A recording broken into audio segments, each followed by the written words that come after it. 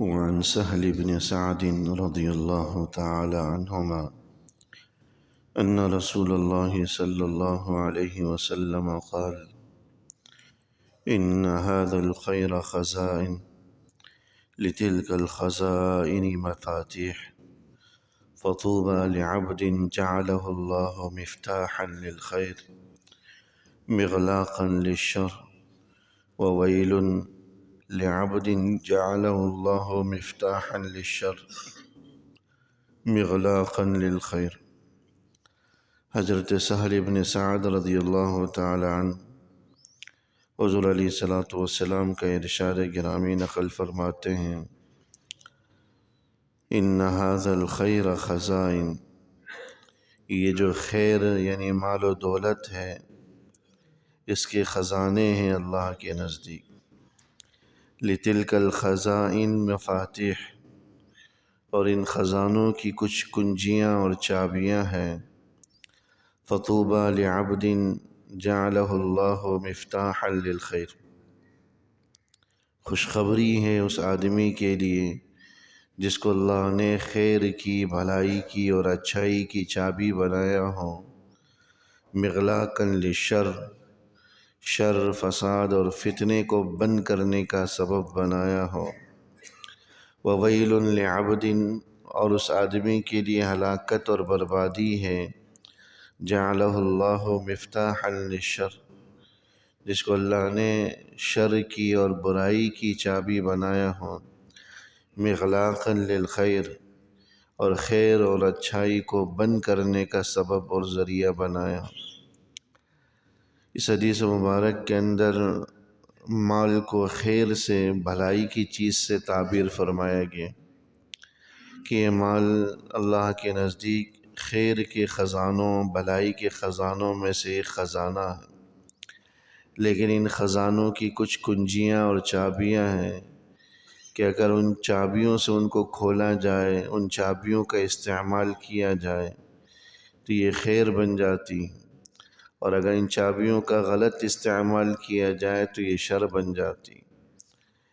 خیر کے خزانوں کی کنجیاں اور چابیاں یہ بھلائی کے، صدقہ و خیرات کے، اچھائی کے کام ہیں کہ اگر آدمی اس مال و زر کو، مال و دولت کو نیکی کے کاموں میں استعمال کرے، بھلائی کے کاموں میں استعمال کرے، صدقات و خیرات میں استعمال کرے، مدد معاونت میں استعمال کرے، تو یہ خیر کی کنجیاں اور چابیاں بن جاتی ہیں۔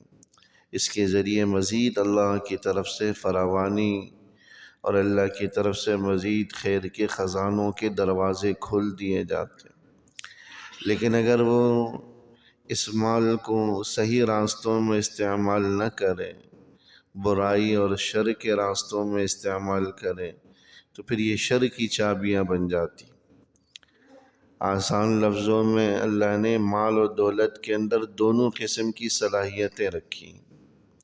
جس طرح علم ہے، علم کے اندر بھی دونوں قسم کی صلاحیتیں ہیں، خیر کی بھی اور شر کی بھی۔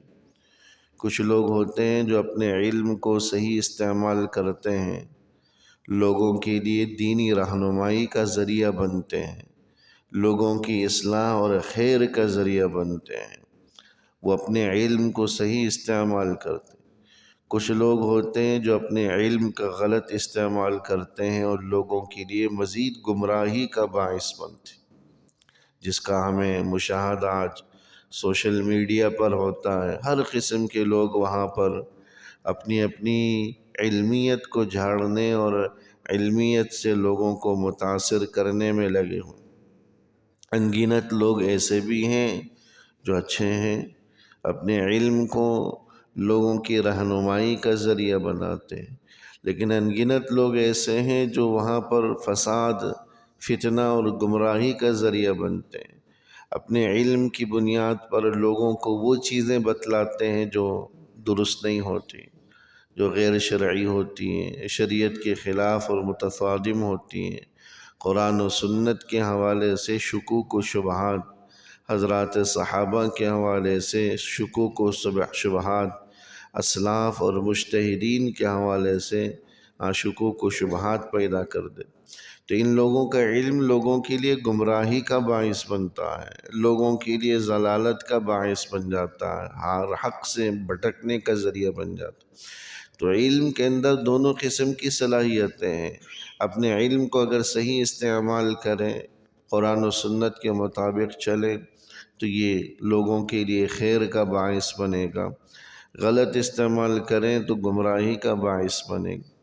ایسے ہی اس حدیث میں سمجھایا جا رہا ہے کہ اللہ نے مال کے اندر بھی دونوں صلاحیتیں رکھی ہیں۔ کچھ لوگ اپنے مال کا اچھا استعمال کرتے ہیں، اللہ نے نوازا ہے، لہذا وہ رفاہی کاموں میں بھی بڑھ چڑھ کر حصہ لیتے ہیں، صدقہ و خیرات میں بھی بڑھ چڑھ کر حصہ لیتے ہیں، اور رشتہ داروں کے ساتھ حسن سلوک، مدد معاونت میں بھی، اور غرباء فقراء کے ساتھ مدد معاونت میں بھی بڑھ چڑھ کر حصہ لیتے ہیں۔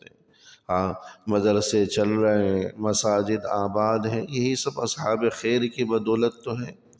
مدرسوں کا لاکھوں کا جو فنڈ ہے، جس میں سینکڑوں طلبہ قرآن کریم کی اور جو ہے احادیث مبارکہ کا علم حاصل کر رہے ہوتے ہیں، یہ اصحاب خیر کی بدولت تو ہے۔ ایک ایک مدرسے کے جو بڑے بڑے ادارے ہیں، کروڑوں کا ماہانہ ان کا خرچہ ہوتا ہے، محض صرف طلبہ کے کھانے پینے اور دیگر ضروریات میں صرف ہوتا ہے۔ وہ اللہ کے نیک بندے ہیں جو پورا کر رہے ہوتے ہیں۔ انگنت مدرسے ہیں، پورے پورے مدرسے جو ہے وہ ایک ایک صاحب خیر چلا رہا ہوتا ہے، اور اس کی وجہ سے سینکڑوں بچے بچیاں قرآن کریم کو حفظ کر رہے ہوتے ہیں، اور قرآن کریم کی حفظ کی سعادت، دین کے علم کی سعادت حاصل کر۔ ایسے اصحاب خیر موجود ہیں، ہمارے اس ملک میں موجود ہیں، اور اللہ کے فضل سے چل رہے سسٹم۔ ہزاروں کی تعداد میں، لاکھوں کی تعداد میں طلباء دین کا علم حاصل کرنے والے ان اصحاب خیر کی بدولت چل رہے ہیں۔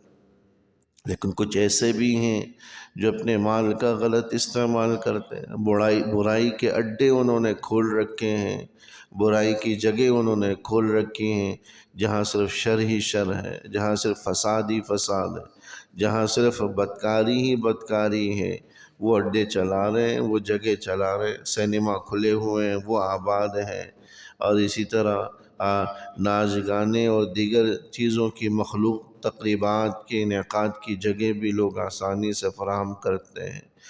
ٹی وی ڈرامے، ان میں لاکھوں کا سرمایہ لگانے والے ایسے لوگ بھی موجود ہیں جو ہے ان چیزوں میں لاکھوں کا سرمایہ لگاتے ہیں۔ تو ہر قسم کے لوگ ہر زمانے میں آپ کو ملیں گے۔ تو اس حدیث میں فرمایا طوبیٰ، اس آدمی کے لیے خوشخبری ہے جس کو اللہ نے مال دیا ہو، اور اس نے اپنے مال کو خیر کے پھیلانے کا سبب بنایا، شر نہیں پھیل رہا اس کی وجہ سے۔ اور بربادی فرمائی اس آدمی کے لیے جس کو اللہ نے مفتاحا للشر، برائی کی چابی بنائی، وہ مال سے جو ہے دیگر لغویات چلا رہا ہے، اور جو ہے طرح طرح کے جو ہے نا خرافات کا کام کر رہا ہے۔ یہ مفتاحا للشر، برائی کی چابی ہے، اس کا مال خیر کے کاموں میں استعمال نہیں ہو رہا۔ لہذا ہمیں ان نیک بندوں میں اپنے آپ کو شامل کرنا چاہیے جن کے لیے اس حدیث میں خوشخبری آئی طوبیٰ، کہ اپنے مال کا خیر کے کاموں میں استعمال کریں، بھلائی کے کاموں میں استعمال کریں، صدقات جاریہ میں استعمال کریں۔ ان لوگوں میں ہمارا شمار نہ ہو جن کے لیے ویل، بربادی اور ہلاکت کی بد دعا آئی۔ اللہ جل شانہ ہمیں صحیح سمجھ نصیب فرمائے، عمل کی توفیق نصیب فرمائے۔ ربنا تقبل منا انك انت السميع العليم وتب علينا انك انت التواب، وصلى الله تعالى على خير خلقه محمد وآله وصحبه أجمعين، آمين برحمتك يا أرحم